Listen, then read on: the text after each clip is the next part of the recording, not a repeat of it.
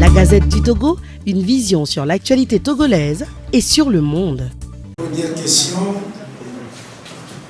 quel est l'objet des manifestations des 12 et 13? Je crois que nous le savons tous,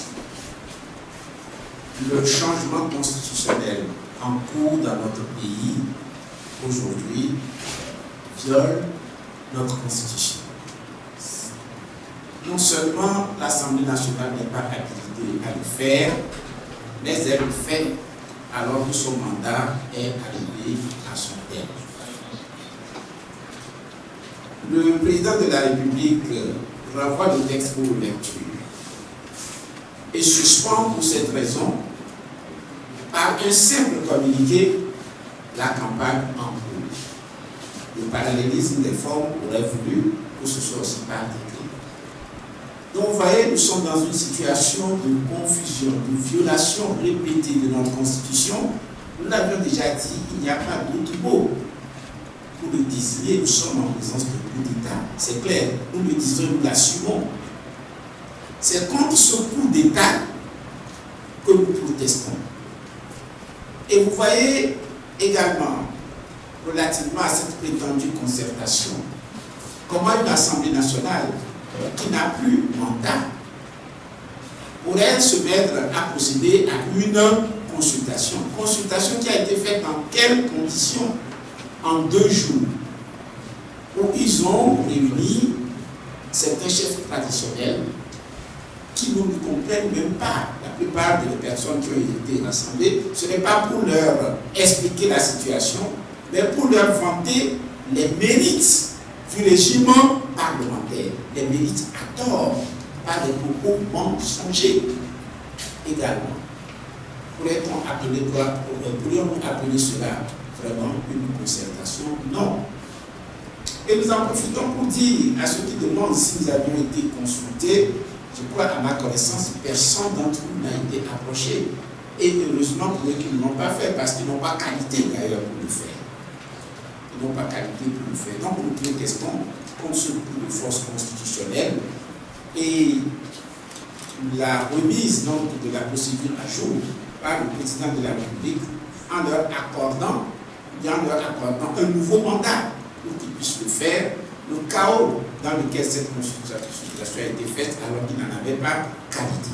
C'est contre ce coup d'État, ce processus de coup d'État que nous protestons donc les 12 et 13. J'en profite pour ajouter quelque chose par rapport aux manipulations qui sont en cours, qui pour nous sont suffisamment graves. Nous constatons que depuis très longtemps, le régime des Yadema, c'est toujours la même façon de faire. Les hommes ont pu changer, mais les façons de faire ne changent pas. Manipulation, intimidation, montage.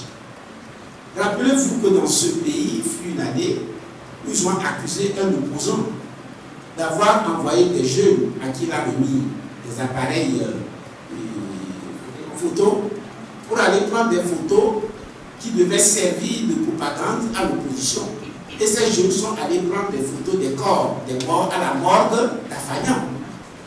Alors que tout le monde sait qu'il n'y avait pas de morgue à Afagnan. Rappelez-vous, jusqu'à présent, donc on peut citer de nombreux exemples dans lesquels il y a eu toujours des montages. Et on constate que les hommes ont changé, mais les méthodes n'ont pas changé. On vous l'a dit, les ministres qui nous ont reçus la dernière fois n'ont pas parlé au conditionnel. Ils ont fait des affirmations suffisamment graves.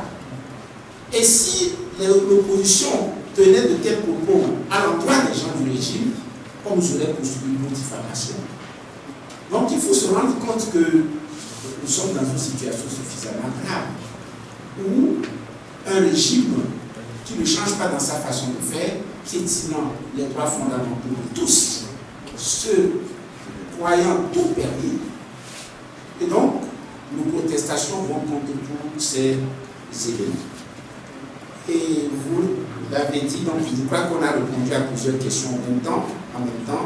de lecture du texte qui reprend aujourd'hui le processus qui se poursuit et personne n'a été consulté, si vous voulez, c'est ça, nous n'avons pas été consultés. Avions-nous d'autres actions en dehors des protestations? Je crois que notre public s'inscrit dans le temps.